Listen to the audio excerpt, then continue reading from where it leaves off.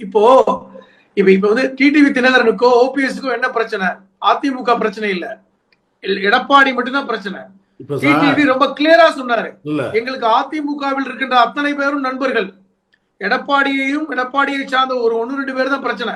இப்ப எங்க போய் நகர்த்துறாங்கன்னா, இப்ப பாஜகவிற்கு இப்ப பிரச்சனையை திசை மாற்றி கொண்டு போவதற்கு ரொம்ப எளிது. இப்ப நீங்க ரெட்டலையை முடக்கிட்டீங்கன்னு வச்சுங்க, இன்னும் தேர்தலுக்கு 7 மாசம் தாங்க இருக்கு. தேர்தலுக்கு 7 மாசம் தான் இருக்கு.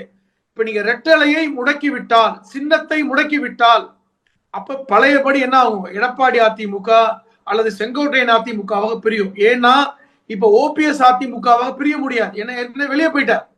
அதே மாதிரி டிடிவி தினகரன் தனி கட்சி ஆரம்பிச்சிட்டார். அப்ப செங்கோட்டையனை வைத்து ஏன் காய் நகர்த்துகிறார்கள் என்றால், இப்ப செங்கோட்டையன் அதிமுகவிற்குள் இருக்கிறார், அவர் வெளியே வரல. பதவியிலிருந்து தான் தூக்கி எறியப்பட்டிருக்காரே ஒழிய அவர் அடிப்படை உறுப்பினராகத்தான் தொடர்கிறார். அப்ப பாஜகவுக்கு ரொம்ப எளிது என்னவென்றால், செங்கோட்டையன் அதிமுக எடப்பாடி அதிமுக என்று பிளவுபட்டால் அது ரொம்ப எளிதாக அந்த அதிமுகவை பாஜக கையாள முடியும். எப்படி சொல்லுவாங்க?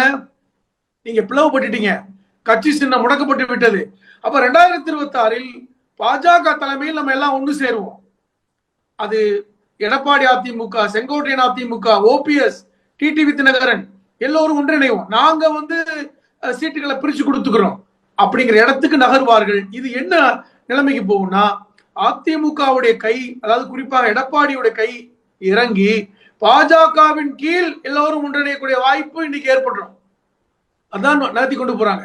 ஒண்ணு, எடப்பாடியை முதல்வர் வேட்பாளராக இருந்து நீக்க வேண்டும் என்றுதான் இப்ப சதி நடக்குது, அதை புரிஞ்சுக்கங்க. அதிமுக பிளவில்ல, எடப்பாடியை என்டிஏ கூட்டணி முதல்வர் வேட்பாளர் என்கிற இடத்துக்கு நகர்த்த விரும்பல. என்னைக்கு எப்படி பேச வர்றாங்க தேர்தல்? ஏன்னா இப்போ நீங்க வந்து தேர்தல் நடக்குதுன்னு வைங்களேன், பாஜக இணைஞ்சிட்டாங்கன்னா பிரச்சாரத்தில் எடப்பாடியை முன்னிறுத்த முடியாது. நாங்க வெற்றி பெற்றால் எடப்பாடி தான் முதல்வர் என்று இவர்களால் சொல்ல முடியாது. அந்த இடத்துலதான் என்ன சொல்ல வர்றாங்க? என்டிஏ கூட்டணியை சார்ந்த ஒருவர் முதல்வர் ஆவார்.